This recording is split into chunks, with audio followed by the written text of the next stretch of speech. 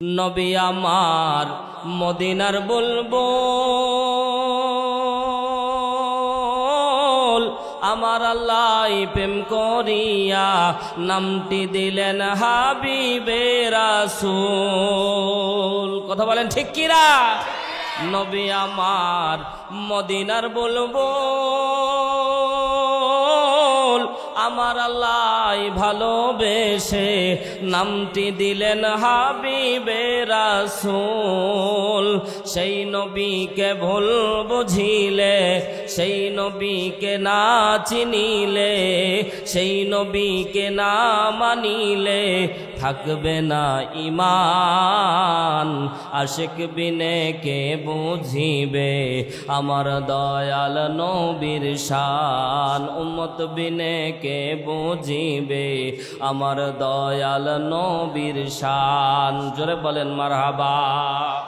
রাসূল আমাদের জন্য জীবন আদর্শ। কিয়ামতের ময়দানে কোনো নবী কথা বলতে পারবে না। কিয়ামতের দৃশ্য এমন একটি দৃশ্য, আল্লাহ রাব্বুল আলামিনের ভয়ে সমস্ত উম্মতেরা প্রকম্পিত হয়ে যাবে, নবীরা পর্যন্ত নিস্তব্ধ হয়ে যাবে। লম্বা হাদিসের রিওয়ায়াত আপনারা শুনেছেন, এক একজন পয়গম্বরের কাছে ছুটে যাওয়া হবে। কেউ আপনাকে চিনবে না, কেউ আপনার পরিচয় পর্যন্ত গ্রহণ করবে না। নিজে নিজে নাফসি নাফসি বলে চিৎকার করবেন। আল্লাহ রাব্বুল আলামিন কিয়ামতের ময়দানে একজন পয়গম্বরকে আল্লাহ রাব্বুল আলামিন সাফাতে কুবরা দান করবেন। আল্লাহ রাব্বুল আলামিন কেন তাকে সাফাত দান করবেন? কারণটা হলো, আল্লাহর নবী বাদ দিয়ে যত পয়গম্বর দুনিয়ার জমিনে এসেছিল, প্রত্যেক পয়গম্বরকে একটা করে আল্লাহ রাব্বুল আলামিন সুযোগ দিয়েছিলেন। আল্লাহ তাআলার কাছে যে যা দোয়া করত আল্লাহ তো কবুল সবই করত, কিন্তু বিশেষ কিছু ক্ষেত্রে আল্লাহ তাআলা দোয়া দান করেছিলেন, তারা চাইতে দেরি হবে, আল্লাহ রাব্বুল আলামিন দিতে দেরি করবে না। জোরে বলেন সুবহানাল্লাহ। সমস্ত নবী দুনিয়ার মধ্যে চেয়ে নিয়েছে। হযরতে ইউনূস আলাইহিস সালাতু ওয়াস সালাম মাছের পেটে থাকা অবস্থায় আল্লাহর কাছে চেয়েছিলেন। হযরতে নূহ আলাইহিস সালাতু ওয়াস সালাম কওমকে ধ্বংস করার জন্য আল্লাহর কাছে দোয়া করেছিলেন। এই রকম করে বলতে গেলে লম্বা সময় লাগবে। প্রত্যেক পয়গম্বর আল্লাহর দরবারে দোয়া করে দোয়া কবুল করে নিয়েছিলেন। আল্লাহর নবীকে আল্লাহ তাআলা ডাকতে বলছেন, হাবিব আপনি কি আমার কাছে চাইবেন না? আপনার জন্য স্পেশালিটি একটি দোয়া আমি আল্লাহ রেখে দিয়েছি। ওগো পয়গম্বর, আপনি শুধু চাইবেন, আমি আল্লাহ কবুল করব। আরো জোরে বলেন সুবহানাল্লাহ। আপনি শুধু চাইবেন, আমি আল্লাহ দিয়ে দেব। আল্লাহর নবী ডাক দিয়ে বললেন, রব্বুল আলামিন আমি দুনিয়ার মধ্যে এই দোয়াটা করব না, তবে আপনার কাছে একদিন আমি চাইব, সেদিন আমাকে দিতে হবে। আল্লাহর নবীর মনের কথা আল্লাহ তাআলা ডাক দিয়ে বলছেন, হাবিব আমি তো আলিমুম বিযাতিস সুদূর, আমি তো অন্তরের খবর জানি, আমি তো অন্তরের কথা জানি। আমি জানি আপনি কি চাইবেন। আপনি আপনার উম্মতের জন্য চাইবেন, আপনি আপনার উম্মতের জন্য চাইবেন। হাবিব আপনাকে ঘোষণা করে দিলাম, জানায়া দিলাম, কিয়ামতের ময়দানে সমস্ত নবী সমস্ত উম্মত একদিকে দৌড়াবে। আমি আল্লাহ আপনার সম্মান কেমন বুলন্দ করে দেব। আমি আল্লাহ রাব্বুল আলামিন কিয়ামতের ময়দানে দুইটা চেয়ার রাখবো, একটা আমার জন্য, একটা আপনার জন্য। জোরে একবার বলেন না সুবহানাল্লাহ। একটা আমার চেয়ার, একটা আপনার চেয়ার রাখবো। হাবিব কিয়ামতের ময়দানে কাউকে আমি এত সম্মান দেব না যত সম্মান আমি আল্লাহ আপনাকে দেব। জোরে বলেন সুবহানাল্লাহ। বিশ্বনবী বলেন, আমাকে চেয়ার দেওয়া উদ্দেশ্য সম্মান দেওয়া। আল্লাহ তাআলা কিয়ামতের ময়দানে সম্মান দান করবে। এর নবীর উম্মতেরা চিন্তা করে দেখলাম না। পর্দা নিশি আমার মা বোনেরা গভীর মনোযোগ দেন। আল্লাহর নবী ডাক দিয়ে বলছে, উম্মতেরা শোনো, কিয়ামতের ময়দানে আমি রাসূল কিয়ামতের ময়দানে তোমাদের জন্য সুপারিশ করব। কিয়ামতের ময়দানে আমাকে যখন চেয়ার দেওয়া হবে, আমি চেয়ারের মধ্যে বসবো না। আমার দিকে খেয়াল করেন, চেয়ারের মধ্যে দাঁড়ায় থেকে হাতলের উপরে এইরকম হেলান দিবে, হাদিসের মধ্যে পাওয়া যায়। আল্লাহর নবী এইরকম হেলান দিয়ে থাকবেন, চেয়ারের মধ্যে বসবেন না। আল্লাহ তাআলা ডাক দিয়ে বলবেন, হাবিব চেয়ারে বসেন। বলবে বসবো না। কেন বসবেন না? ডাক দিয়ে বলবেন, আল্লাহ আজকে আমার গুনাহগার উম্মত, আমি বসে থাকবো, আমার গুনাহগার উম্মত জাহান্নামে চলে যাবে, এই দৃশ্য আমি রাসূল দেখতে পারবো না। আমার একটা উম্মত জাহান্নামে থাকা পর্যন্ত আমি এই চেয়ারের মধ্যে বসবো না। আল্লাহু আকবার বলে। তাহলে দয়াটা কি পরিমাণে! আল্লাহর নবীকে আল্লাহ রাব্বুল আলামিন কিয়ামতের ময়দানে দেখবেন কাঁদতেছে। আল্লাহু আকবার বল। এরে নবীর উম্মতের দল, নবীকে ভালোবাসা ইমানের শর্ত কেন জুড়ে দেওয়া হয়েছে? আল্লাহর নবী কাঁদবেন, অন্যান্য কোন নবী কাঁদবে না। আল্লাহ তাআলা ডাকতে বলবেন, হাবিব আজকে আপনি কাঁদবেন না, কাঁদবেন না, আপনার চোখের পানি দেখতে চাই না, আজকে আপনি হাসবেন, আপনার হাসি মাখা মুখ আমি আল্লাহ দেখব। আল্লাহর নবীর কান্নার কথা জিজ্ঞাসা করে আল্লাহ বলবেন, হাবিব আপনি কাঁদতেছেন কেন, এটা আগে বলেন তো। আল্লাহর নবী বললেন, এ রব্বুল আলামিন, আমার উম্মতেরা জাহান্নামের দিকে চলে যাচ্ছে, আমার উম্মতেরা জাহান্নামের দিকে চলে যাচ্ছে, এই দৃশ্য যেন আমি রাসূল দেখতে পাচ্ছি। আল্লাহ রাব্বুল আলামিন বিশ্ব নবীকে বলবেন, যান আপনার জাহান্নামী উম্মতগুলিকে জান্নাতে নিয়ে যাওয়ার জন্য আমি আল্লাহ পারমিশন দান করে দিলাম। জোরে একবার বলেন না সুবহানাল্লাহ। জাহান্নাম ঘোষণা হয়ে গেছে, ওই উম্মতকে হাত ধরে ধরে জান্নাতে নিয়ে যাবেন। আল্লাহু আকবার বল। হাদিস শেষ হয় নাই, হাদিস শেষ হয় নাই, খেয়াল করেন। আল্লাহর নবী ডাকতে বললেন, আমি আমার উম্মতদেরকে জান্নাতে নিয়ে যাওয়ার জন্য জাহান্নামের মধ্যে যখন প্রবেশ করব, প্রবেশদ্বারের আগে আল্লাহ তাআলা আমার কাছে একটা সুন্দর একটা লিস্ট দান করবে, একটা লিস্ট দেওয়া হবে। আল্লাহর নবী বললেন, আমি সব উম্মতকে জান্নাতের দিকে নিয়ে যাওয়ার জন্য চেষ্টা করব, কিন্তু আল্লাহ রাব্বুল আলামিন আমাকে লিস্ট দিবেন। আল্লাহর নবী সতর্ক করে দিচ্ছে, উম্মতরা শোনো, শুধু নামে উম্মত দাবি করবা, নামে শুধু উম্মত দাবি করবা হবে না, প্রকৃত পক্ষে নবীর উম্মত হওয়া লাগবে, তাহলেই সেদিন সুপারিশ পাওয়া যাবে। কারণ আপনি ফাঁকিবাজি করলেও, দুনিয়ার কে না দেখলেও, জোরে বলেন তো দেখতেছেন কে? আরো জোরে বলেন কে? আপনি ফাঁকিবাজি করেছেন, আল্লাহর নবী দেখে নাই, মনে করেছে উম্মত, কিন্তু আল্লাহ তাআলা বলেন, হাবিব আজকে সবাই আপনার উম্মত না, আমি আল্লাহ লিস্ট দান করে দিলাম, লিস্ট দেখে দেখে আপনার উম্মতকে জান্নাতের দিকে নিয়ে যান। মুসলমান ভাইরা আমার, এখানে লক্ষণীয় দিক হলো, আল্লাহর নবী আপনি আমি এখানে বসে আছি, দাবি করতে পারি নবীর উম্মত, যারা দাড়িটা কেটে দিয়েছেন মুসলমান, যদিও কড়া ভাষায় বলে ফেললাম, কিন্তু আল্লাহর কসম করে বলি, নবীর উম্মত হতে গেলে এই দাড়ির মধ্যে পোঁচ মারলে, দাড়ি কাটলে কোনোদিন নবীর উম্মত হওয়া যাবে না। মানে না না মানে যায় আসে না। দেখেন হাদিস দেখেন, আমরা দাবি করতে পারি আল্লাহর নবীর উম্মত, কিন্তু আল্লাহর কাছে লিস্ট আছে, কে প্রকৃতপক্ষে আপনাকে ভালোবেসেছে, কে প্রকৃতপক্ষে আপনাকে মহব্বত করেছে, কে প্রকৃতপক্ষে আপনার জন্য কাজ করেছে, কে আপনার জীবন আদর্শ লালন পালন করেছে। আমি আল্লাহ রব্বুল আলামিন সব জানি, এজন্য জান্নেওয়ালা লিপিবদ্ধ করে নাম সিরিয়াল দিয়ে দিয়েছে। খালি দাবি করলাম, আমি দাবি করলাম হারুন রশিদ আল্লাহর নবীর উম্মত, কিন্তু না না না, আল্লাহ জানে আমি প্রকৃত উম্মত কিনা। কথা বলেন ঠিক কিনা? একটা উদাহরণ দিলে বুঝতে পারবেন। মনে করেন কলেজ মোড়ে যে জায়গাগুলো রাস্তার পাশে আছে, দামি দামি জায়গা, এক এক শতক মাটির দাম 10 লাখ 20 লাখ, আছে না নাই? তেই মনে করেন আমি হারুন রশিদ বলে ফেললাম যে এই কলেজ মোড়ের যত জায়গা সব আমার বাপের। বলেন বলা যাবে? আমি বলতে পারবো, আপনারা 10 সেকেন্ড পর উত্তর দিবেন হারুন রশিদ পাগল হয়ে গেছে। কথা ঠিক আছে না? কি বলবেন? উত্তর দিবেন হারুন রশিদ পাগল হয়ে গেছে। বা যে বলবে, আমি যদি বলি সারা বাংলাদেশ আমার বাপের, বলতে পারবো, এই এই এই স্বাধীনতা আপনার আছে। সাদ্দাম ভাই বলতে পারবে যে এই এলাকা সব আমার, বলতে পারবে, কিন্তু কিছুক্ষণ পর রিপিটেশন যে কমেন্ট আসবে সেটা হবে যে মনে হয় পাগলা, পাবনা পাগলাগারোতে মনে হয় একটা রোগী বের হয়েছে, এই ব্যক্তি। ঠিক না? ব্যাপারটা কিন্তু এমন। আপনি আমি দাবি করতে পারি, দাবি এক জিনিস, প্রকৃত পক্ষে হওয়া আরেক জিনিস।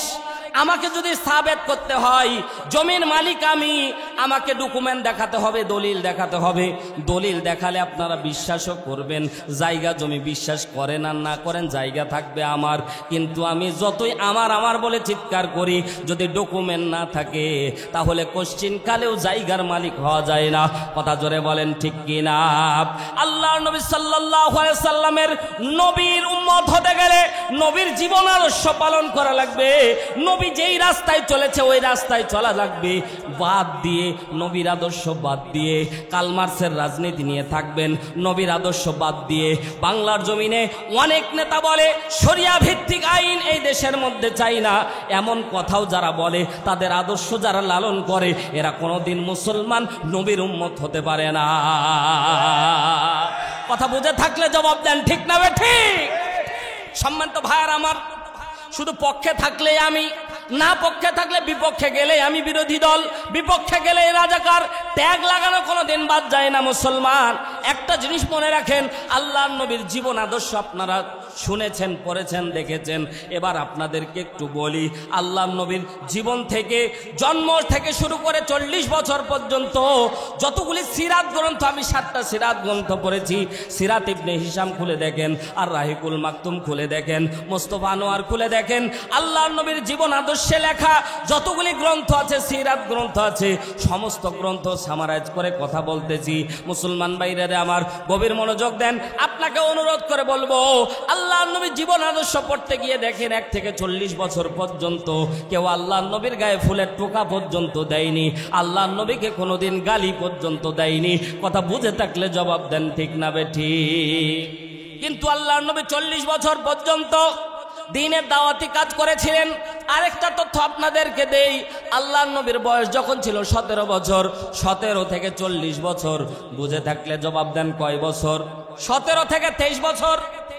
সংগঠন তৈরি করলেন হিলফুল ফুজুল। মূল নীতি 7টা। 1 নম্বরে অত্যাচার করা যাবে না, 2 নম্বরে দরিদ্রতা, যারা এতিমের মাল ভক্ষণ করা যাবে না। 3 নাম্বার মূলনীতি তৈরি করলেন, অসহায় নারীদের উপর নির্যাতন করা যাবে না, নারীর অধিকার প্রতিষ্ঠার জন্য কাজ করলেন। 4 নাম্বারে সুদ খাওয়া যাবে না, 5 নাম্বারে ঘুষ খাওয়া যাবে না, 6 নাম্বারে কারো জমি আত্মসাৎ করা যাবে না, 7 নাম্বার মূলনীতি তৈরি করলেন, অন্যায়ভাবে কারো উপর জুলুম করে কাউকে দেশান্তরিত করা যাবে না। এই 7 মূলনীতির উপরে তৈরি হলো হিলফুল ফুজুল। আল্লাহ নবী সাল্লাল্লাহু আলাইহি সাল্লাম আবু জেহেলের সন্তান ইকরামাকে সাথে নিলেন, উতবার সন্তানকে সাথে নিলেন, সাইবার সন্তানকে সাথে নিলেন। আল্লাহ নবী সাল্লাল্লাহু আলাইহি সাল্লাম ধারাবাহিকভাবে মানুষের দ্বারে দ্বারে ঘুরলেন, কিন্তু একটা মানুষও ভালোর দিকে আসে না।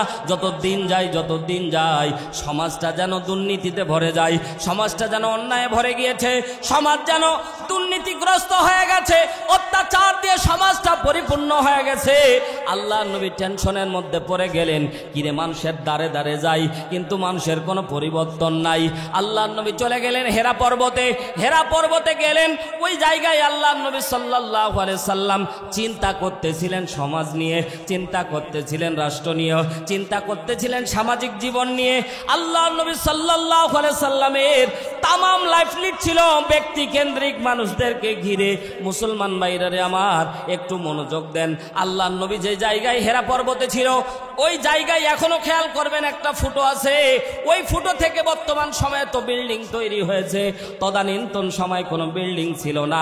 ওই জায়গায় বসে কাবা শরীফ স্বচক্ষে দেখা যেত। জোরে বলেন সুবহানাল্লাহ। আমাদেরকে বলা হয় যে আল্লাহ নবী সাল্লাল্লাহু আলাইহি সাল্লাম ধ্যানমগ্ন থাকতেন, ঠিক না?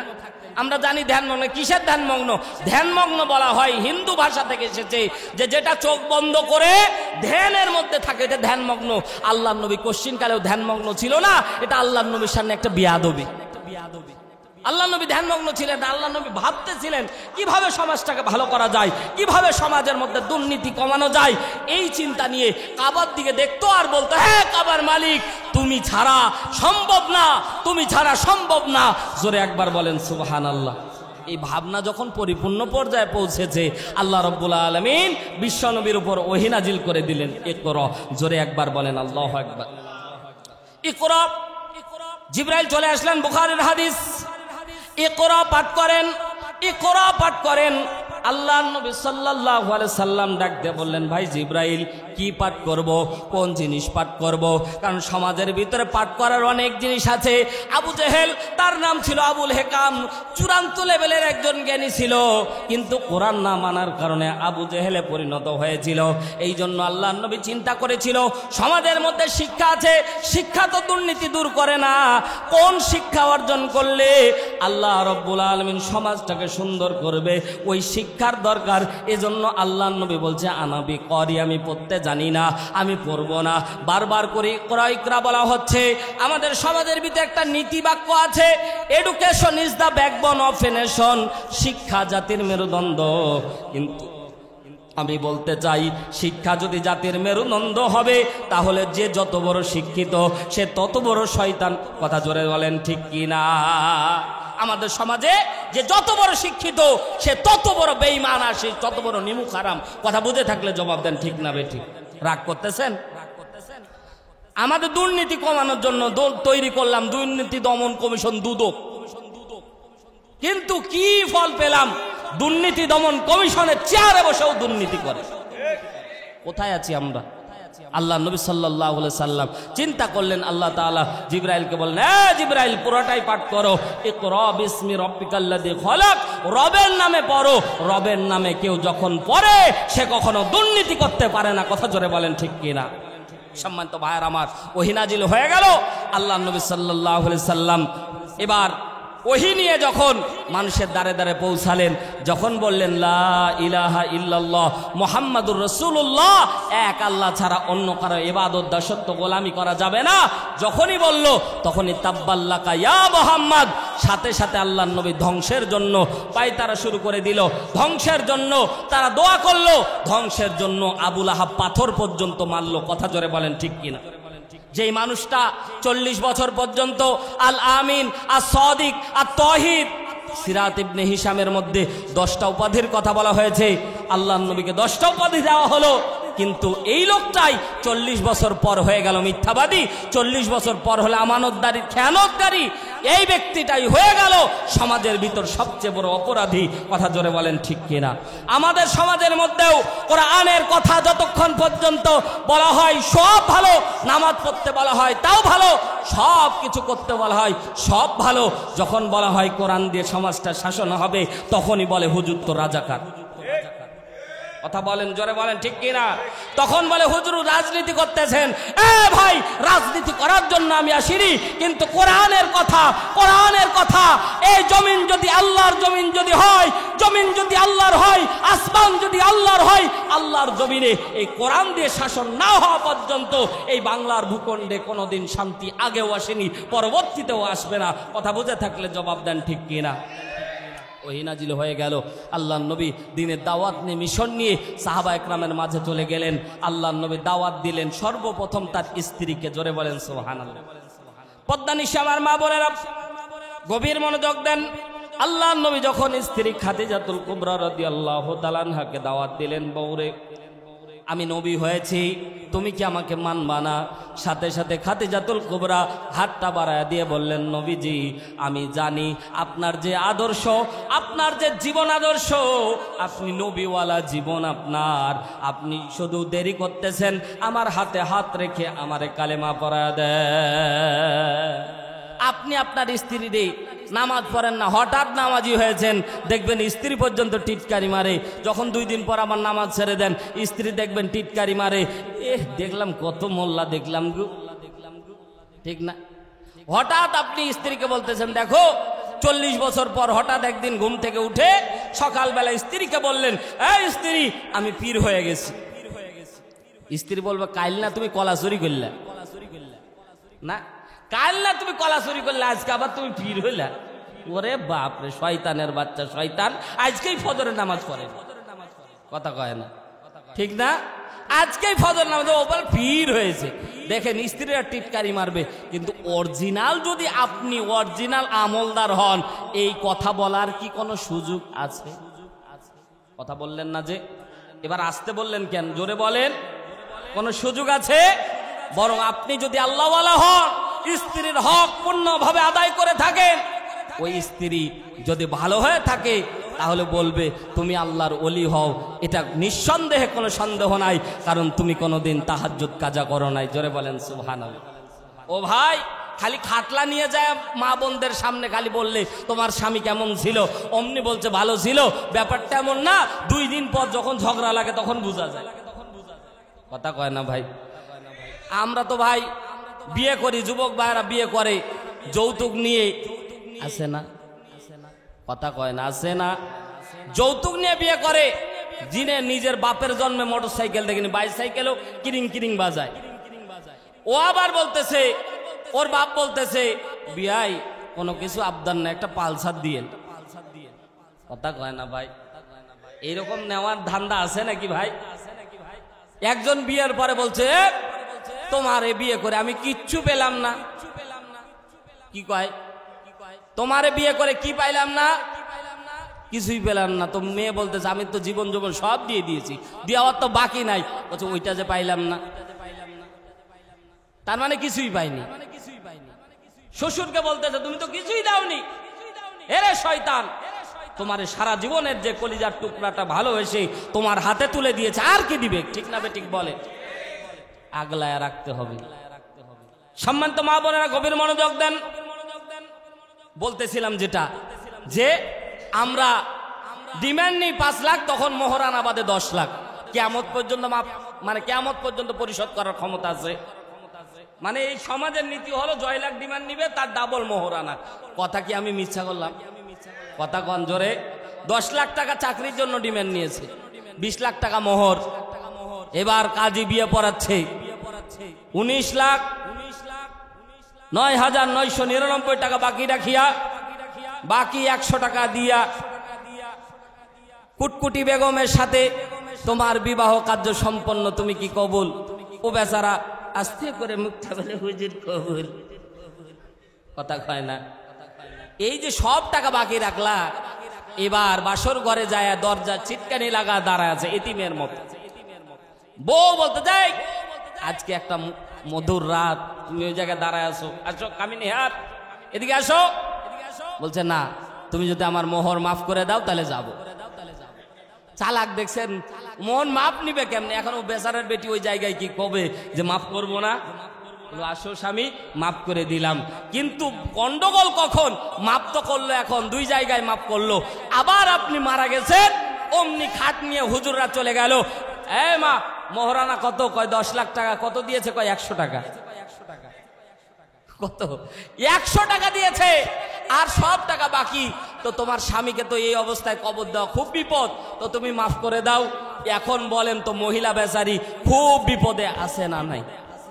এখন যদি বলে যে আমি মোহরানা মাফ করব না, না দেওয়া পর্যন্ত, এলাকার সব মহিলা বলবে এ তো ফেরাউনের থেকেও খারাপ। ঠিক না? এ তো ফেরাউনের থেকেও খারাপ রে, এর সাথে কেমনে ছিল? এটা কথার কথা ভাই। এলাকার লোকজন সবাই বলবে এরকম দাজ্জাল মহিলার সাথে ছিল কেমনে? এই ভয়ে ওই মহিলা বলবে আল্লাহর রাস্তে মাফ করে দিলাম। কথা কয় না? ঠিক না বে ঠিক বলে? এখন মজা দেখেন, আমি দেখেছি ভাই, এজন্য বলতেছি। 2 দিন পরে যখন সন্তান আর বৌমা আর শাশুড়ির সাথে যখন গন্ডগোল লাগলো, তখন উনি জোর কণ্ঠে বলল যে বুড়া মরতে মরে গেলা, আর তোমার মোহরানা আমি মাফ করেছি, মাথা খারাপ? কিয়ামতের দিন আগে মোহরানা নিব। কথা জোরে বলেন, বাস্তব না অবাস্তব? মাফ হলো? ও তো 2 দিন পরেই তো বলতেছে মোহরানা মাফ করবো না। খবরদার, মোহরানা যেটা ওটা দিতেই হবে, ওটা দিতেই হবে, ফরজ। এজন্য খবরদার, মোহরানা সর্বোচ্চ যতটুক দিতে পারবা ততটুক বাদবা। আমার 3টা বিয়ে ক্যান্সেল হয়েছে খালি মোহরানার ঝামেলায়। এক বেটির বাপ সব দেখা দেখি কমপ্লিট, পছন্দ টছন্দ সব কমপ্লিট, আল্লাহওয়ালা ঘরের মেয়ে। পরে আমার মোহরানা বাড়তেছে 5 লাখ। মাথা খারাপ, বলতেছে যদি কিছু হয়ে যায়। আমি কিন্তু ডাইরেক্ট আমি ওদের সাথে কথা বলেছি, আমি ডাইরেক্ট বলেছি এখনই যদি মেয়ে ছেড়ে দেওয়ার নিয়ত থাকে বিয়ে দেওয়ার দরকার কি? কথা কি বুঝেন নাই?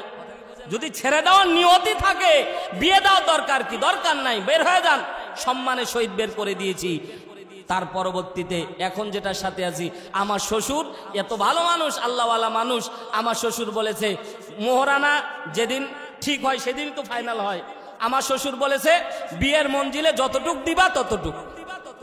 আমি যদি 1 টাকা দিই 1 টাকাই হইতো, আমি যদি 10 টাকা দিতাম 10 টাকাই হইতো, এতটুক। এভাবে বলেছে আপনি যতটুক সাধ্য আপনি শুধু বলে দিবেন এত টাকা লেখেন, অত টাকাই লেখা হবে। এভাবে বিয়ে করতে হবে, ঠিক আছে তো ইনশাআল্লাহ। ওরকম হাজারো আসবে হাজারো যাবে, বরকত পাওয়া যাবে না, যেটা আল্লাহ তাআলার পক্ষ থেকে নির্ধারিত। এই পথ বোনেরা, আল্লাহর নবী যখনই দাওয়াত দিলেন, আম্মা জান খাদিজাতুল কুবরা রাদিয়াল্লাহু তাআলা আনহা সাথে সাথে কবুল করে নিলেন। মা বোনেরা গভীর মনোযোগ দেন, আপনাদের দিকে একটু ঢুকে যাচ্ছি। আল্লাহর নবী সিরাত থেকে সবচেয়ে বড় শিক্ষা মা বোনদের জন্য। মা খাদিজা ছিল তোমাদের জন্য মডেল। কেমন করে? আল্লাহর নবী যখন হেরা গুহার মধ্যে থাকতেন, একটা তথ্য আপনাদেরকে দেই। আল্লাহর নবী সাল্লাল্লাহু আলাইহি সাল্লাম মক্কার মধ্যে তদানীন্তন সময়ে আম্মা জান খাদিজা ধনী লেভেলের, টপ 10 লেভেলের 3 নম্বরে একজন ছিল। জোরে একবার বলেন সুবহানাল্লাহ। আম্মাজান খাদিজার এত সম্পদ ছিল, মক্কার মধ্যে যত ধনীদের লিস্ট আম্মাজান খাদিজার নাম্বার কয় নাম্বার? তাহলে চিন্তা করেন, এত পরিমাণে সম্পদ ছিল, কল্পনাও করা যাবে না। এই মহিলা এত দামি একজন মহিলা, যার এত সম্পদ, তিনি কম দামি না ভাই, ঠিক না? আমাদের সমাজে যদি এত সম্পদশালী মহিলা হতো, এ তো মাটিতে পা রাখতো না। কথা জোরে বলেন ঠিক কিনা? মা বোনদেরকে বলবো, মা শিক্ষা অর্জন করেন, স্বামীকে কেমনে খেদমত করা লাগবে। মা একটু গভীর মনোযোগ দিয়ে কথাগুলি শোনা লাগবে, বিপক্ষে ওয়াজ করার জন্য আসিনি। মা গভীর মনোযোগ দেন। আল্লাহ নবী যখন হেরা গুহার মধ্যে থাকতেন, আল্লাহ নবী সাল্লাল্লাহু আলাইহি সাল্লামকে খাবার পৌঁছে দিতেন আম্মা জান খাদিজাতুল কুবরা। জোরে বলেন সুবহানাল্লাহ। এখন হেরা গুহার মধ্যে আপনি যাবেন, যুবক মানুষ যারা, তারা হেরা গুহার মধ্যে উঠতে, এখন তো সিঁড়ি বানায়া বানায়া পাথর কেটে কেটে সিঁড়ি বানিয়ে বানিয়ে রাখা হয়েছে, কিন্তু তদানীন্তন সময় কোনো সিঁড়ি ছিল না, পাথর ছিল, শুধু পাথর। এখন পাথর কেটে কেটে সিঁড়ি বানানোর পরেও একটা যুবক যদি হেরা পর্বতে উঠতে যায়, নামতে যায়, 3 বার করে রেস্ট নেওয়া লাগে, তাহলে তদানীন্তন সময় উঠতে গেলে কতটা কষ্ট হয় অনুভব করবেন। আল্লাহর নবী একদিন আম্মাজান খাদিজার পায়ের দিকে খেয়াল করে দেখতেছে, আম্মাজান খাদিজার পাগুলি ফুলে গেছে, পায়ের মধ্যে, তলার মধ্যে সুন্দরী রূপসী সম্ভ্রান্ত বংশের একজন মেয়ে এত কষ্ট করে পাথর বেবে নবীর জন্য খাবার নিয়ে যাচ্ছে। আল্লাহর নবী খেয়াল করে দেখলেন আম্মাজান খাদিজার পায়ের তলায় যেন রক্ত জমাট বেঁধে গেছে। আল্লাহর নবী টুকরে কেঁদে দিয়ে ডাকতে বললেন, এরে প্রাণপ্রিয় স্ত্রী, আজকে কষ্ট করে আমার জন্য খাদ্য খাবার নিয়ে আসার তো দরকার ছিল না, একদিন দিয়ে যাবার 7 দিন খবর না নিলেও কোনো সমস্যা নাই। আম্মাজান খাদিজা দৈনন্দিন খাবার নিয়ে যাইতেন। আম্মাজান খাদিজা ডাক দিয়ে বলছেন, ও আমার প্রাণপ্রিয় স্বামী, আপনি নবী বলে আপনার জন্য এই সম্মান আমি করতেছি না। ওগো পয়গম্বর, আপনি নবী বলে আমি সম্মান করতেছি না, আপনি যতক্ষণ পর্যন্ত না খান ততক্ষণ পর্যন্ত আমি খাদিজা খাইতে পারি না। এ মা বোনেরা, স্বামীকে আগে খাওয়াবেন, বরকত বাড়িয়ে দিবেন যিনি, তিনি কে? আরো জোরে বলেন, তিনি কে? স্বামীকে খাইয়ে দিবেন, স্বামীকে আগে খাওয়াবেন। আপনি যদি না খেয়ে থাকেন আর স্বামী যদি বাইরে থেকে এসে রাত দেরি করে এসেছে, স্ত্রী খায় নাই, আপনার স্বামী যখন খেতে যাবে জিজ্ঞাসা যখন করবে, প্রাণপ্রিয় স্ত্রী তুমি কি খেয়েছ, এই শব্দ যখন উচ্চারণ করবে, আপনি যদি বলেন আমি খেয়ে ফেলেছি, তখন ভালোবাসাটা এক রকমের হবে। আর তোমার অপেক্ষায় অপেক্ষমান ছিলাম, আমি তো খাইনি, এই শব্দটা বললে ভালোবাসা যতটুকু ছিল এই ভালোবাসাটা 1000 গুণে বেড়ে যাবে। কথা বলেন ঠিক কি না? এই যে একটা দূরত্ব ছিল, যখন শুনবে আমার স্ত্রী আমার জন্য লম্বা সময় পর্যন্ত ওয়েট করেছিল, এই শব্দটা শোনা মাত্র অন্তর থেকে যে ভালোবাসা তৈরি হবে, এটাই হচ্ছে রহমতের ভালোবাসা। এমন স্ত্রী, এমন ভালোবাসা তৈরি হলে মরে গেলেও এই স্ত্রীর গায়ে স্বামী কোনোদিন আঘাত করবে। পক্ষান্তরে বাস্তবতা দেখেন, আমাদের সময়ের নারীরা, আমাদের স্বামী যখন ঘরে রাত্রিবেলায় যখন দেরি করে ফেরার পরে দেখে খাবার টেবিলের মধ্যে রেডি, উনি কিন্তু আল্লাহর রহমতে টেলিভিশন দেখতে ব্যস্ত। কথা কয় না? বাস্তব না অবাস্তব? আগেকার দিনে দেখতাম মা বোনেরা তসবির দানা টিপতে টিপতে ক্ষয় করত, আর এখন দেখি কিরে রিমোটের বাটনই ক্ষয়, লাল বাটন তো খুঁজেই পাওয়া যায় না। কথা কয় না ভাই, কথা তো বলতে হবে নাকি? আমি যদি ভুল বলি কাউন্টারও দিতে হবে।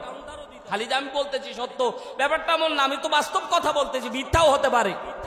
লাল বাটন সেদিন মেকারের দোকানে দেখলাম, কি রে ভাই দুইটা বাটন নাই, একটা বন্ধ করার আর একটা চালু করার, যেটা দুইটা বাটন এমন টিপা টিপেছে নাই।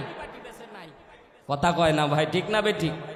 বউ দেখতেছে এইদিকে কটকটি, তো সিরিয়াল ভাই, ওরে দামি দামি সিরিয়াল, স্বামী ছেড়ে দেবে সিরিয়াল ছাড়বে না, এমন নারী আছে না নাই? সিরিয়াল দেখতেছে, স্বামী বেচারা গভীর রাত্রে কষ্ট করে সারা দিন কাজ করে বাড়ি ফিরেছে, এসে দেখতেছে স্ত্রীর বারবার করে ডাকতেছে, খাবারটা একটু গরম করে দাও, আমি খাবারটা একটু খাই। ওই স্ত্রী এমন সিরিয়ালে ব্যতিব্যস্ত হয়েছে, বলতেছে খাইলে খাও, না খাইলে শুয়ে পড়ো। কথা কয় না ভাই? আওয়াজ দেওয়া লাগবে, ঠিক না বে ঠিক? আমি আরেক আপনাদের কাছে তো আমি আলোচনা, খুব কাছের মানুষ, কারণ প্রত্যেক বছর আলোচনা করি, আমি তো জানি আপনারা বউয়ের ভয়ে কিন্তু কেউ কথা করছেন। আর যারা বলতেছে এরা বিয়ে করেনি, এদের টেনশনও নাই, ঠিক আছে তো? সম্মানিত মা বোনেরা গভীর মনোযোগ দেন, বাস্তবতা দেখেন। একজন স্বামী যখন বারবার করে একটা স্ত্রীকে ডাকতেছে খাবার গরম করে দেওয়ার জন্য, কিন্তু স্ত্রী সাড়া দিচ্ছে না, তখন এই মনের মধ্যে এমন হিংসা জন্ম নিবে, ঘরের মধ্যে যাওয়ার পরে একটু উল্টা পাল্টা করতে দেরি হবে, চুলের মুঠি ধরে মারতে দেরি করবে না। কথা বলেন ঠিক কিনা? আমাদের খাদিজাতুল কুবরার একটা আমল নেন, সময় অল্প এজন্য তাড়াতাড়ি বলতেছি। একটা আমল, এক নাম্বার আমল আজকে নিয়ে যাবেন, স্বামীকে আগে খাওয়াবেন। আপনার স্বামী যদি চালাক চতুর হয়, তাহলে আপনাকে বারবার করে বলবে, প্রাণপ্রিয় স্ত্রী তুমি আগে খেয়ে ঘুমিয়ে যাবা। এটা হচ্ছে ভালোবাসা, মহাব্বত, ঠিক না বেঠিক বলেন? তারপরেও যদি আপনি না খান, দেখবেন ভালোবাসাটা এমন চূড়ান্ত পর্যায়ে পৌঁছে যাবে, এই ভালোবাসা যেন জান্নাতের একটা টুকরায় পরিণত হবে। জোরে একবার বলেন না সুবহানাল্লাহ। আল্লাহর নবী গভীর রাতে ফিরতেন, দিনের দাওয়াতি কার্যক্রম চালু করার পরে আল্লাহর নবী মাঝে মাঝে গভীর রাতে ফিরতেন। ফিরার পরে দরজার মধ্যে নক করতেন, দরজার মধ্যে নক করেছে 3 বার না 1 বার, মারার সাথে সাথে দরজা খুলে গেছে। আল্লাহু আকবার বলেন। আল্লাহর নবী বলছেন, এ খাদিজা তুমি কি ঘুমাও না? একবার শুধু ডাক দিলাম আর তুমি জেগে গেলা, একবার ডাক দিলাম দরজা খুলে দিলা। এ বদনানিশি মা বোনেরা, ওয়াজ হাজার ওয়াজ না শুনলে একটা আমল নিয়ে যাক। খাদিজা বলছে, ইয়া রাসূলুল্লাহ আপনি যখন বাইরে যান আমি খুব টেনশনের মধ্যে থাকি, কারণ আপনি আমার ছায়া। একটা জিনিস মনে রাখবেন মা, আপনি হয়তো মনে করতেছেন আপনার স্বামী মরে গেলে বুঝবেন বাপের বাড়িতে বিয়ের আগে একরকম, বিয়ের পরে একরকম। বাপের বাড়িতে তালাক প্রাপ্ত নারী বুঝে যে স্বামী কতটা দামি। কথা জোরে বলেন ঠিক কিনা? একটা তালাক প্রাপ্তি একটা নারী বাড়িতে গেলে বুঝে যে ভাই কি আর স্বামী কি। কারণ স্বামী ছিল এমন একটা বটগাছ, এই স্বামী যতই খারাপ হোক তারপরেও স্ত্রীকে যতটুকু আগলায় রাখে, এটা হচ্ছে স্বর্গীয় আল্লাহ প্রদত্ত একটা ভালোবাসা। জোরে একবার বলেন সুবহানাল্লাহ। অনেক মা বোন রাগ বশত, আমাদের কাছে তো প্রশ্ন আসে, অনেক মা বোন রাগ বশত তালাক দিয়ে বাপের বাড়িতে চলে যায়। 1 মাস থাকার পরে আমাদের কাছে মাসালা চাই, হুজুর রাগ করে তো চলে এসেছি, এখন যাওয়ার কি কোনো পদ্ধতি আছে? আছে না এমন নারী? হাজারো আছে ভাই, শহর অঞ্চলে বেশি ঘটে। একটু কিছু হলে বাপের বাড়ি চলে যেতে চায়। একবার বাপের বাড়ি যে দেখো, বাপের বাড়ির দরজা, বাপের বাড়ির যে ভাত, এই ভাতের কি অবস্থা। সম্মানিত ভাইয়ার আমার, মা বোনেরা গভীর মনোযোগ দেন। আল্লাহ নবী সাল্লাল্লাহু আলাইহি ওয়াসাল্লামের প্রাণপ্রিয় স্ত্রী দরজা যখন খুলে দিয়েছে, আল্লাহ নবী ডাকতে বললেন, স্ত্রী রে তুমি কি ঘুমাও না? সাথে সাথে স্ত্রী ডাকতে বললেন, ইয়া রাসূলুল্লাহ নবী হিসেবে সম্মানার্থে আমি আপনার জন্য দাঁড়ায় থাকি, ব্যাপারটা এমন না, আমি স্বামী হিসেবে, আপনি আমার স্বামী, বাইরে যান, কখন কাফের মুশরিক আপনার প্রতি অত্যাচার করে এই ভয়ে আমি দাঁড়ায় থাকি। আপনি আসার পরে লম্বা সময় আমারে ডাক দিবেন, আর এই অবস্থায় আমি আপনার ডাকে সাড়া না দিয়ে ঘুমায় থাকবো। আপনি লম্বা সময় দাঁড়া থেকে কষ্ট পাবেন। এই দৃশ্য, এই কষ্ট আমি সহ্য করতে পারবো না। এই জন্য আমি বারবার করে শয়ন করি, কিন্তু ঘুম আসে না। ওগো নবীজি, আপনি আসার পরে একসাথে ঘুমাতে যাব, এই আশায় আমি দাঁড়িয়ে থাকি। বলেন তো দেখি, এই অবস্থা যখন তৈরি হবে, আপনি লম্বা সময় পরে স্ত্রীর জন্য যখন দরজার মধ্যে নক করার সাথে সাথে আপনার স্ত্রী দরজা খুলে দেবে, এটা এক ধরনের ভালোবাসা তৈরি হয়ে যাবে, যেটা আল্লাহ প্রদত্ত। জোরে বলেন সুবহানাল্লাহ। আল্লাহর নবী আসতে দেরি হতো, দরজা খুলতে দেরি হতো না। তো আল্লাহর নবী সাল্লাল্লাহু আলাইহি সাল্লামের সাথে এবার বাস্তবতা আমাদের একটু মিলাই। আমাদের মা বোন, আমরা যখন ঘরে ফিরি, এসে দরজার মধ্যে নক করি, ময়নার মা একবার, ময়নার মা দুইবার, ময়নার মা তিনবার, ডাকতে ডাকতে আধা ঘন্টা হয়। কথা বলেন সত্য না মিথ্যা? সারাদিন কাজ করে, সারাদিন কর্মব্যস্ততা করে, এই দরজার সামনে যদি আধা ঘন্টা দাঁড় হয়ে থাকা লাগে, এই নারী দরজা খুলতে দেরি হবে। বলেন দেখি, চুলের মুঠি ধরতে দেরি করবে? কথা বলে না ভাই? চুলের মুঠি ধরতে দেরি করবে? অমনি ধরে এক আপাস। ঠিক না বে ঠিক বলে? পদ্মানি সীমা বোনেরা, এবার এখান থেকে শিক্ষা নেন। আপনার স্বামী আসার সাথে যদি আপনি দরজা খুলতেন, একটা ভালোবাসা তৈরি হতো। আহারে, আমার স্ত্রী আমার জন্য অপেক্ষা করে। আপনার স্ত্রী আপনার জন্য অপেক্ষা করে। বন্ধু বান্ধবের সামনে গল্প করবে, ভাই বেশি একটা রাত করা যাবে না, কারণ আমার স্ত্রী সারাদিন সন্তানদেরকে, সন্তানের জ্বালা কিন্তু কম না ভাই। সন্তান অনেক কষ্ট দেয়, রান্না বান্নার জ্বালা এটা কিন্তু কম না, সংসার চালানো এটা কিন্তু কম কাজ না।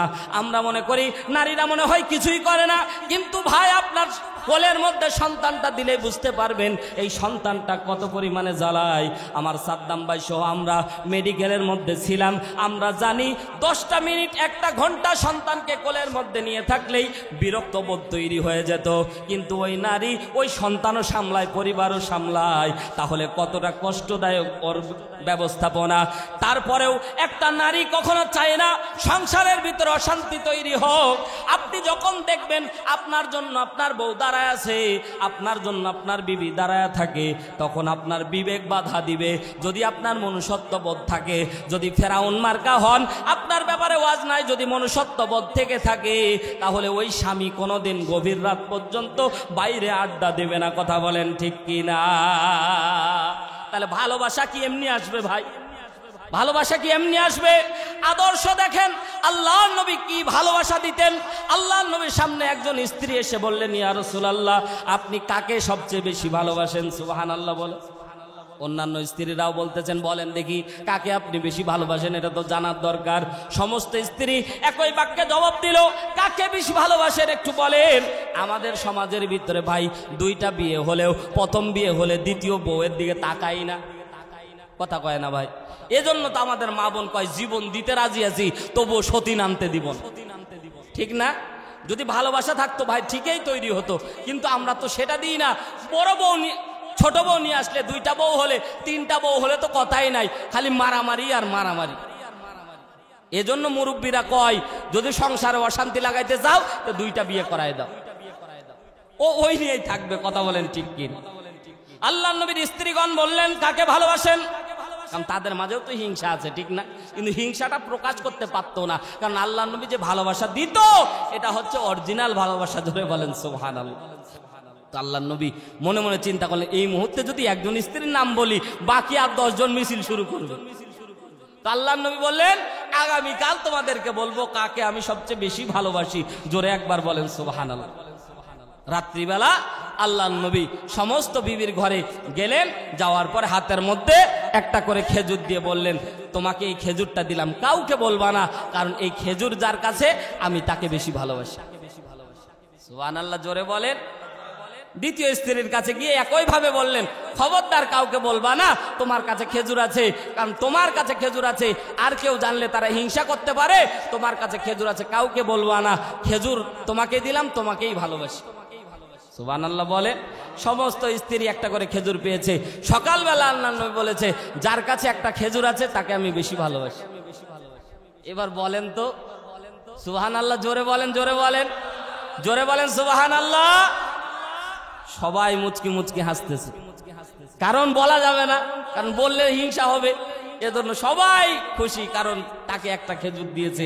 এটা হলো দেখেন উসওয়াতুন হাসানা, এমন জীবন আদর্শ, কাউকে কোনোদিন কষ্ট, মানুষকে চিনা যায় তার বউ থেকে, ঠিক না?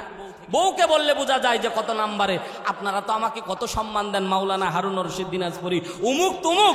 আমার স্ত্রীর কাছে গিয়ে জিজ্ঞাসা করবেন মাওলানা কেমন, তো আমার স্ত্রী যদি বলে অরিজিনাল হুজুর, তাহলে আমি অরিজিনাল হুজুর, কারণ আমার স্ত্রী জানে আমি তাহাজ্জুদ পড়ি কি না, আমার স্ত্রী জানে আমি ফজর পড়ি কি না।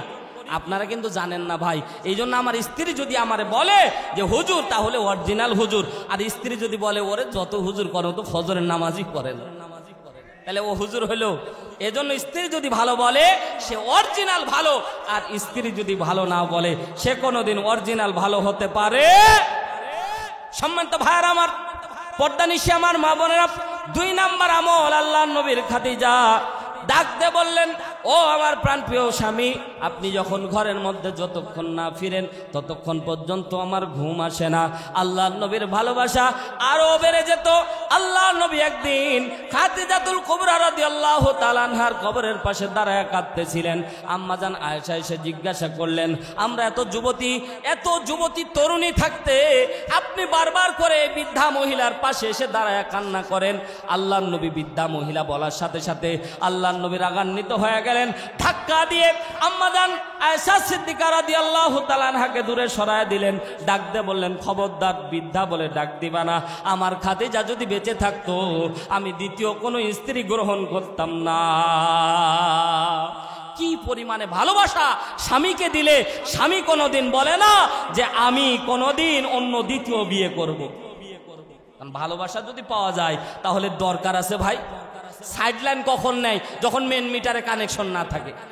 কথা বলেন না কেন? পরকীয়ার যত ধরন আছে সব এই স্ত্রীদের কারণে। কথা জোরে বলেন ঠিক কিনা? একটা স্বামী একটা স্ত্রীর কাছে যে যখন অপমানিত হয়, ওই স্বামী তো রক্ত, যুবক মানুষ বা পুরুষ মানুষের রক্ত এমনি গরম, কয় তোর মতো বেটি দেখে নিব, আরেকটা বেটি আনতেছে। কথা কয় না কেন? যাওয়ার পরে যখন বসে থাকে শয়তান তাকে গুড়া কিরমির মতো ধরে, তোর স্ত্রী কিন্তু তোরে খোটা দিয়েছে, তোর হুঁশ আছে। কথা কয় না? তোর স্ত্রী তোকে খোটা দিয়েছে, তোর হুঁশ আছে, যা সকিনার কাছে যা, কলেজ মরে গেলে তো কোনো অভাবই নাই। কথা কয় না ভাই? মুরব্বী বাবাদেরকে দেখতেছি, কি রে মুরব্বী, সকাল হলে দৌড়ে আসো, হুজুর আসলেই দেখতে পাই। আগে তো ভাই একটা পরিবেশ ছিল, এখন দেখতেছি গেঞ্জি পরে পরে ঘুরাই। শাইন ভাই ঠিক না? কথা বল না, ঠিক না বে ঠিক? জোরে বলো ঠিক না বে ঠিক? গেঞ্জি পরে পরে ঘুরতেছে, জিন্স প্যান্ট পরে পরে ঘুরতেছে, আবার ওরা বলে আমাদেরকে ধর্ষণ করো না। কথা কয় না? এখন বিড়ালের সামনে যদি শুটকি রেখে বলে, ওয়াজ নসিহত করে যে এই শুটকি খেলে তুমি জাহান্নামে যাবা, তো বিড়াল মনে মনে বলবে আগে খাই তারপর তুমি কোন জাহান্নামে দিবা দিও। সেম অবস্থা তৈরি হয়েছে। ওয়ালা তাকরাবু জেনা, আল্লাহ বলছে জেনার ধারে কাছে যেও না। যখন ওর ধারে কাছে যখন ঘোরাঘুরি হয় এমনি অটোমেটিক জেনা হয়ে যায়। কথা জোরে বলেন ঠিক কি? আর পার্কে তো কোন রকমের কথাই ছাড়া, নাকি বলেন? শিশু পার্ক নাম দিয়েছে। কি পার্ক? যায় দেখলাম সিটি পার্ক, শিশু পার্ক, সিটি পার্ক সবই তো আছে। শিশু পার্ক আছে না ভাই বড় মাঠে? এখন তো তাও ডিসি মহোদয়ের কারণে একটু ভালো পরিবেশ, কিন্তু কিছুদিন আগে ভাই এমন পরিবেশ তৈরি হয়েছে যে ওই জায়গায় একটাও শিশু দেখা যায় না, সব দেখা যায় কবুতর জোড়ায় জোড়ায় বসে আছে। আর এই জীবনমহল রহমতুল্লাহ আলাই তো আছেই, নাকি বলেন? জীবনমহল কিছুদিন আগে এমন অনৈতিক কার্যক্রম, সে আবার এমন নীতিবাক্য ঝাড়ে ভাই। কিছুদিন আগে পর্ব আকারে সে ভিডিও ছাড়তেছে, আমি কার কাছে বিচার দেব? যাদের কাছে বিচার নিয়ে যাই তারাই তো আমার ক্ষতি করেছে। ওরে বাপরে, এমন সুন্দর সুন্দর শয়তানও মাঝে মাঝে কয় যে শয়তান না হয় আমি হয়েছি, কিন্তু আমার বাপ। কথা বলেন না কেন? সে ভালো কাজ করে সাধুবাদ, কিন্তু খারাপ কাজ করলে কোনোদিন সাপোর্ট দেওয়া যাবে না। কথা বলেন ঠিক কিনা? অন্তত শিরিক বেদাত যারা চালু করবে এদের যেই মহল থাকবে, শুধু জীবন মহল না দুনিয়ার মহল তৈরি করলেও ভেঙে গুড়িয়ে দেওয়া হবে। কথা জোরে বলেন ঠিক কিনা? রাজি আছি তো ইনশাল্লাহ? সম্মানিত ভাইয়ের আমার, পদ্মানিশি মা বোনদেরকে বলবো এই দুইটা আমল করতেই হবে, করব না, করতেই হবে। আর স্বামীকে সর্বোচ্চ লেভেলের ভালোবাসতে হবে। শুধু আপনাদেরকে ভালোবাসবে আর আপনারা তাদের ভালোবাসবেন কি তাই নাকি? বলবেন খালি আমাদের ভালোবাসুক আর আমরা ওই কলেজ মোড়ে যায় ওদের সাইড মারব, হবে নাকি ভাই? স্বামী স্ত্রী পোশাক আপনাকে যেমন ভালোবাসবে ফিডব্যাক তেমন দিবেন, দেখবেন সংসারটা এত সুখী হবে, সংসারটা এত সুন্দর হবে, কল্পনাও করতে পারবেন না। জোরে একবার বলেন সুবহানাল্লাহ। তাহলে আর লম্বা কথা নয়, মা বোনদের দুইটা আমল, স্বামীকে আগে খাওয়াবেন, স্বামীর জন্য অপেক্ষা করবেন, স্বামীকে ভালোবাসবেন। শুধু আই লাভ ইউ বলার নাম ভালোবাসা? এক রিক্সা চালক ঘর থেকে বের হচ্ছে, স্ত্রী বলতেছে স্বামী একটা কথা বলতে ভুলে গেছি, কি বলছে? I love you. বলেন তো রিক্সা চালক খুশি না বেজার? ও তো সারাদিন আগে তো 10 কিলোমিটার বেগে চালাইতো, এখন 20 কিলোমিটার বেগে চালাবে, ঠিক না বেঠিক? ওই এক আই লাভ ইউ ঠেলায়, কথা জোরে বলেন ঠিক কি না? বারবার ফোন করে বলে স্বামী একটা কথা বলতে ভুলে গেছি, কি? I love you. তাই ভালোবাসা দেখাইতে দেখাইতে রিক্সাওয়ালা তো জোরে টানতে যায়, অ্যাক্সিডেন্ট, খাদে ফেলে দিয়ে হাত গেছে ভেঙে, হাত দিয়ে রক্ত পড়তেছে। বাড়ি এসেছে যখন স্ত্রীকে বলছে, স্ত্রী তুমি তাড়াতাড়ি একটু ব্যান্ডেজ নিয়ে এসে আমার হাতটা ব্যান্ডেজ করে দাও, ও রক্ত পড়তেছে। স্ত্রী বলছে রাখো তোমার ব্যান্ডেজ, আগে যেই কথাটা বলিনি, তোমাকে কিন্তু আমি খুব ভালোবাসি, আই লাভ ইউ। এখন বলেন আগের যে আই লাভ ইউ মজা লেগেছিল, এই রক্ত পড়া অবস্থায় আই লাভ ইউ কইলে আপনার রাগ বাড়বে না কমবে? আস্তে আস্তে বলেন, বাড়বে না কমবে? কিসের তোর আই লাভ ইউ রে? তুই যদি ভালোই বাসি অরিজিনাল, তাহলে আমার হাতে রক্ত পড়তেছে, রক্ত পড়া আগে বন্ধ করে, এটাই তো আই লাভ ইউ নাকি? বলে ওই কথার মধ্যে বুলি ঝাললে হবে না, ভালোবাসা দেখাইতে হবে অন্তর থেকে, ভালোবাসা কাজে পরিণত করতে হবে, মুখ দিয়ে আর অন্তর দিয়ে না, কাজেও পরিণত করার নাম ভালোবাসা। কথা জোরে বলেন ঠিক কি না? আল্লাহ তাআলা স্বর্গীয় ভালোবাসা, আমিত্ব ভালোবাসা আল্লাহ তাআলা আমাদেরকে দান করুন, বলেন আমিন। সংসারের ভিতরে অশান্তি লাগলে এর থেকে কষ্ট পুরুষের জন্য আর কিছু হতে পারে? পুরুষ সব সহ্য করতে পারে, পারিবারিক সব চিন্তা ফিকির। পর্দানিশী মা বোনদেরকে বলবো, মা আপনি বলতেছেন আপনার স্বামী কিছুই করে না, কিন্তু আপনি হয়তো খেয়ে ঘুমায় পড়ছেন, আপনি হয়তো খেয়ে সারাদিন ফ্রি মাইন্ডে থাকতে পারতেছেন।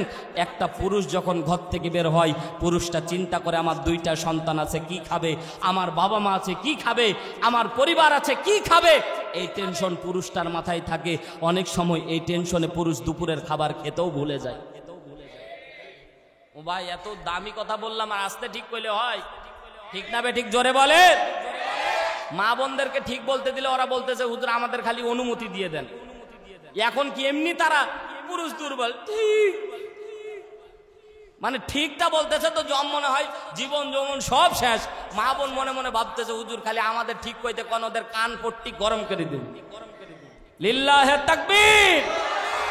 হয় না, হয় না, লিল্লাহে তাকবীর। তাহলে ভালোবাসা একপাক্ষিক না, ভালোবাসা উভয় পক্ষের থেকে তৈরি করবেন। এই অন্তত এই সমাজটা যাতে আমি পরিবর্তন দেখতে পাই।